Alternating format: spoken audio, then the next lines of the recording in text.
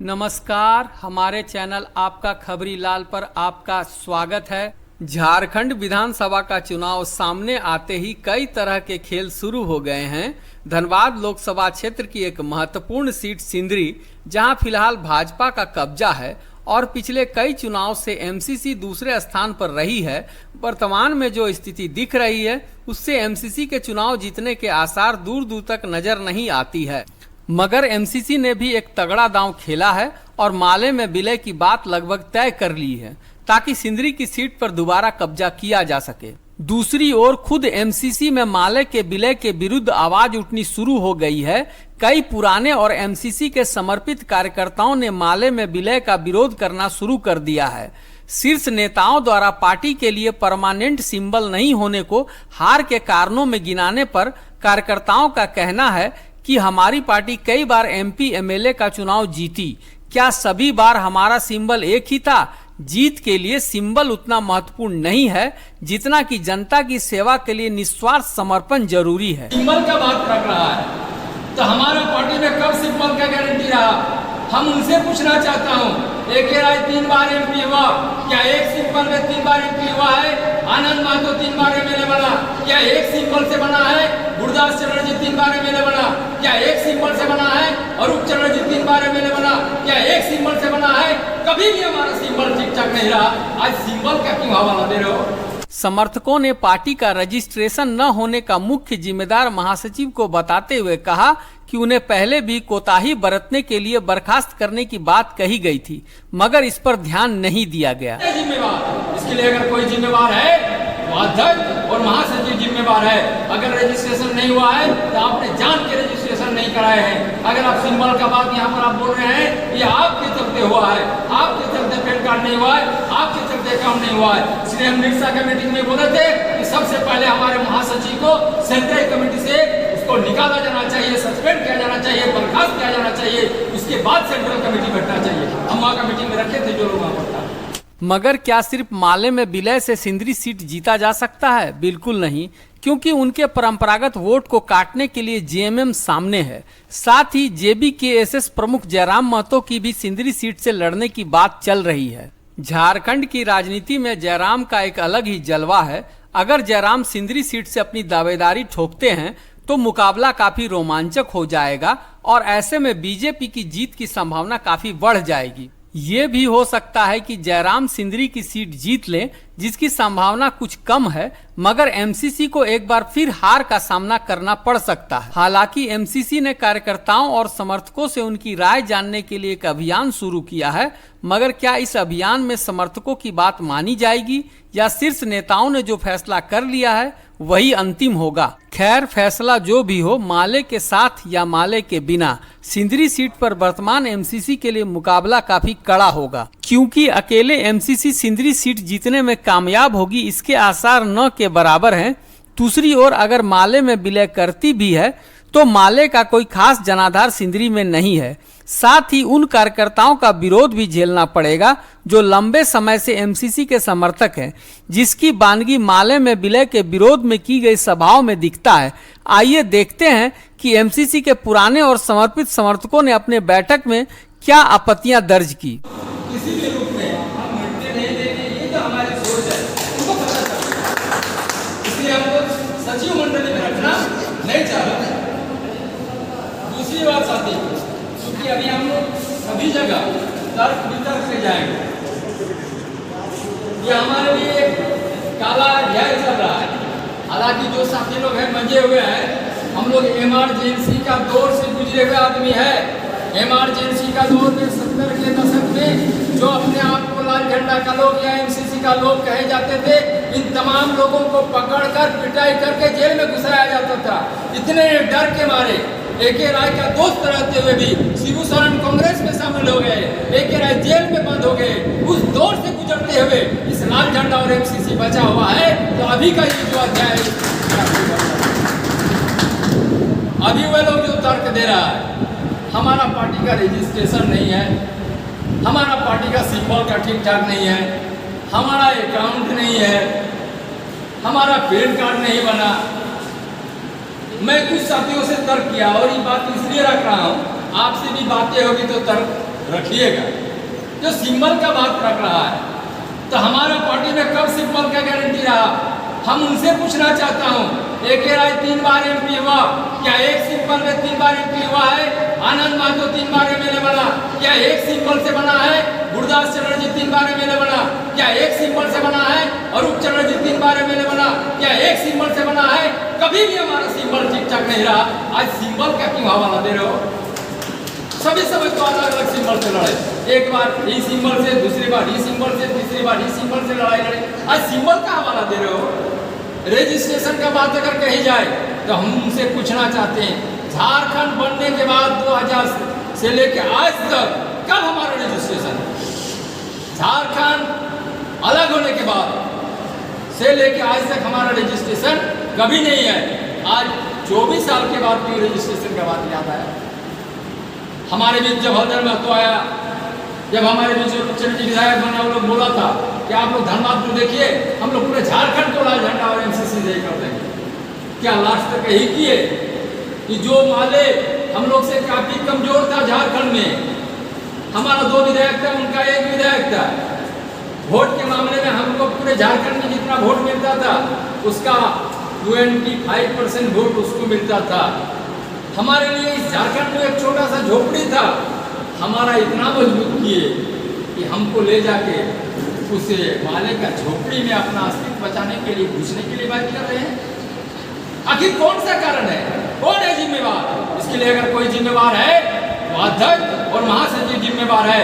अगर रजिस्ट्रेशन नहीं हुआ है तो आपने जान के रजिस्ट्रेशन नहीं कराए हैं। अगर आप सिंबल का बात यहाँ पर आप बोल रहे हैं, ये आपके चलते हुआ है, आपके चलते पैन कार्ड नहीं हुआ है, आपके चलते काम नहीं हुआ है। इसलिए हम निरसा के मीटिंग में बोले थे कि सबसे पहले हमारे महासचिव को सेंट्रल कमेटी से उसको निकाला जाना चाहिए, सस्पेंड किया जाना चाहिए, बर्खास्त किया जाना चाहिए, उसके बाद सेंट्रल कमेटी बैठना चाहिए। हम वहाँ का मीटिंग में रखे थे जो लोग वहाँ पर था।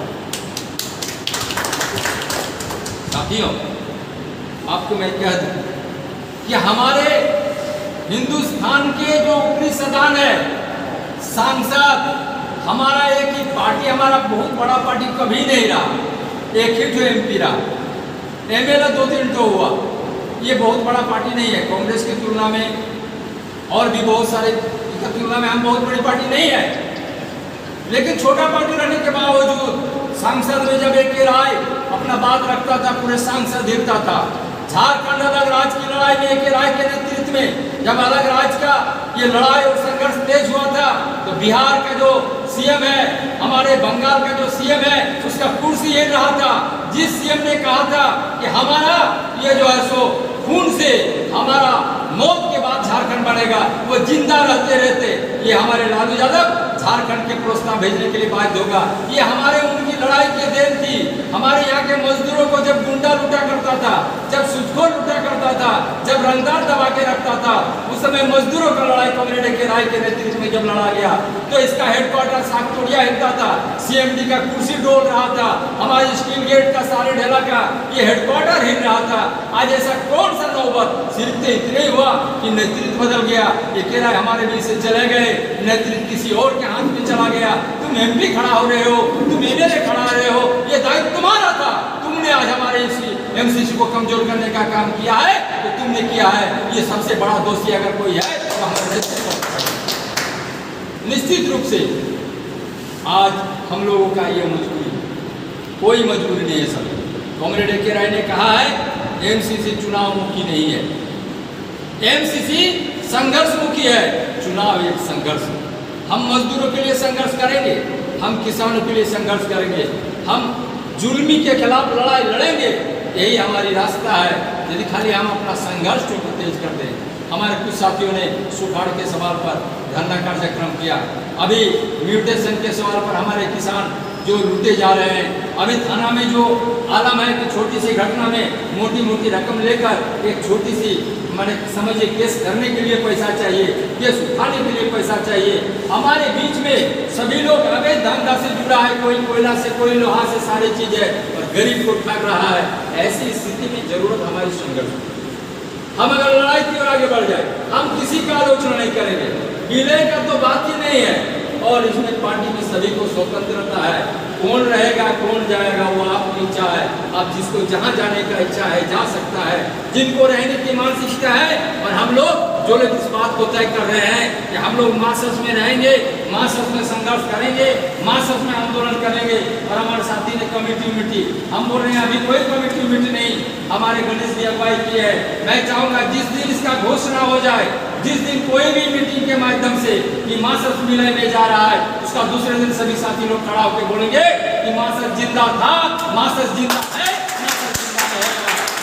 और इसलिए कुछ जोर लोग इधर से उधर भाग गए, इसमें मार्क्सवाद का कुर्सी हिलने डोलने वाला नहीं है। क्योंकि मार्क्सवाद का कुर्सी विधानसभा में नहीं है, मार्क्सवाद का कुर्सी आपको सांसद में नहीं है। मार्क्सवाद का कुर्सी अगर है तो गरीब के खटिया में है, मार्क्सवाद का कुर्सी अगर है तो किसान का खटिया में है, मार्क्सवाद का कुर्सी अगर है तो मजदूर का खटिया में है। इसलिए मार्क्सवाद का कुर्सी कभी कोई छीन नहीं सकता। इसलिए साथी कोई घबराने की बात नहीं है। और तुरंत अभी हम क्यों बोलेंगे कि हम एमसीसी में नहीं है या वही लोग एमसीसी का है तो उसका सेंट्रल कमेटी तय कर लिया। अरे सेंट्रल कमेटी तो हम भी तय है। सेंट्रल कमेटी में हमारे विपिन महतो, हमारे गयाराम शर्मा जी, हमारे राजेंद्र गोप जी काफी प्रोटेस्ट किए, लेकिन प्रोटेस्ट करने के बाद भी अगर वो तय कर ले बहुमत से, तो जो बहुमत के लोग इसको तय कर रहे वो लोग चले जाए। और जो अल्पमत के लोग हैं वे लोग यहाँ पर रहेंगे। अल्पमत वाले ही बड़े होते हैं, जो बड़े हैं वो तो उसके बाद तो वो छोटे होंगे, क्योंकि हर चीज का एक पिकअप पॉइंट होता है, उसके बाद नीचे ही आता है। कोई भी गाड़ी आप उठने के बाद उसके बाद नीचे ही आता है, आप में उसको जाने का रास्ता नहीं रहता है। इसके बावजूद कुछ लोग बोल रहे हैं कि हम लोग इसमें जाएंगे तो गठबंधन में हम लोग को टिकट मिलेगा। अच्छी बात है, आप माले में जाके गठबंधन में टिकट ले लीजिए।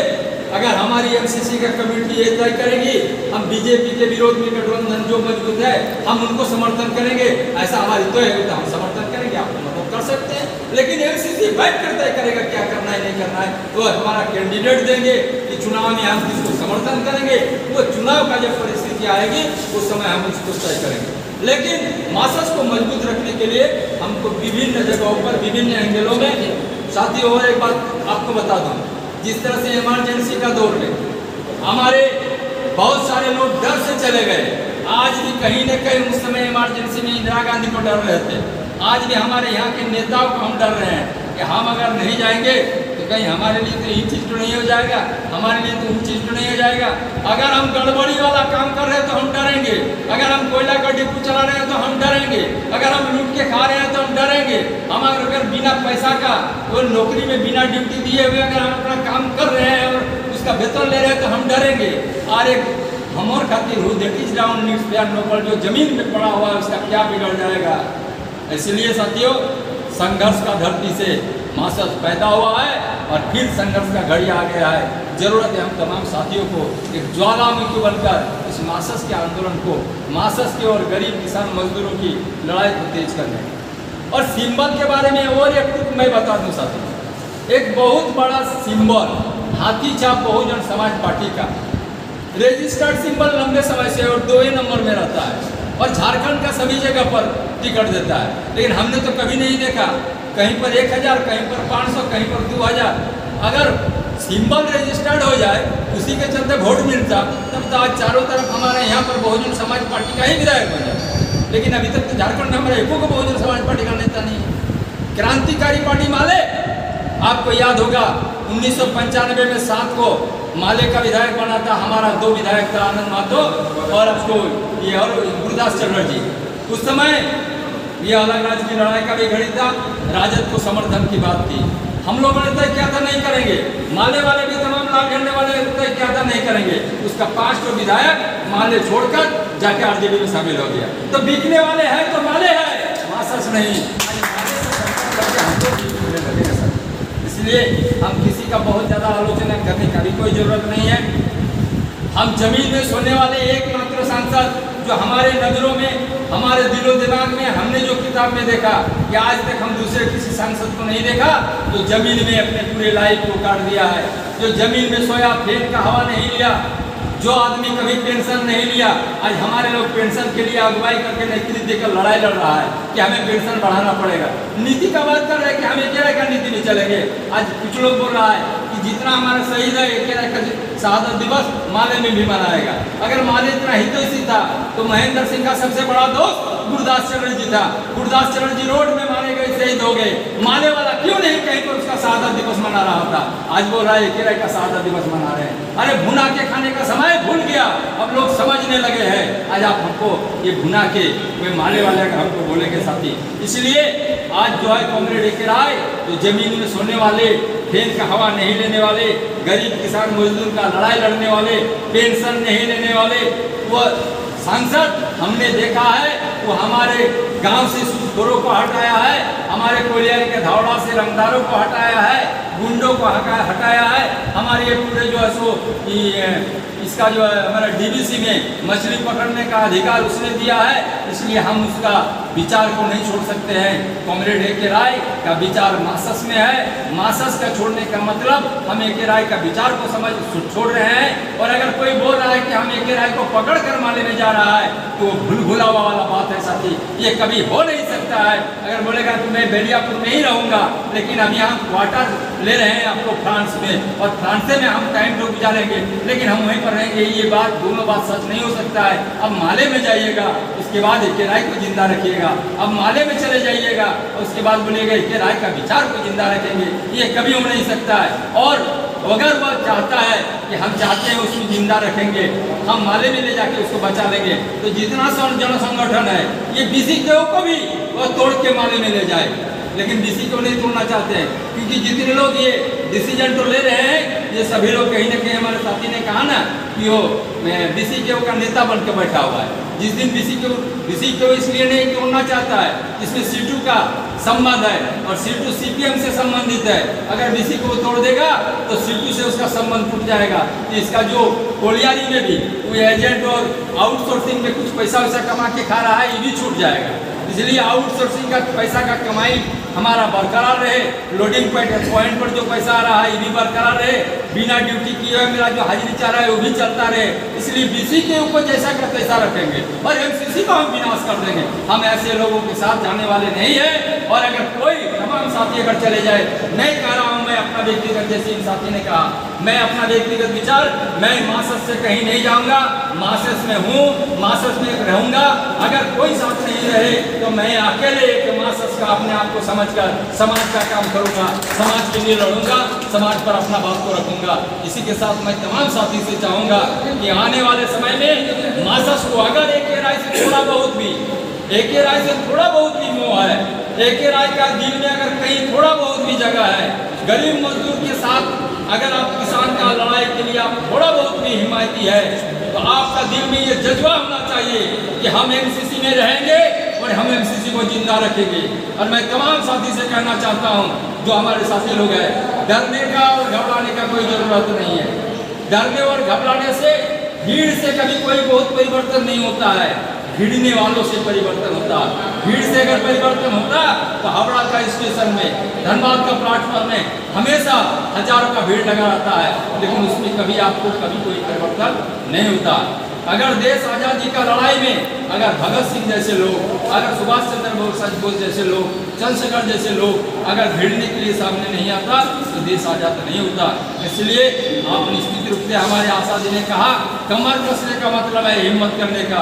आप हिम्मत करके अपने जज्बा पर बरकरार रहिए और प्रोग्राम के लिए जो भी प्रोग्राम हो हर जगह पर हमारे एमसीसी नेतृत्व में 9 अगस्त का प्रोग्राम हमारे दिलीप जी सचिव है, पूरी जिला कमेटी का बैठक बुलाई।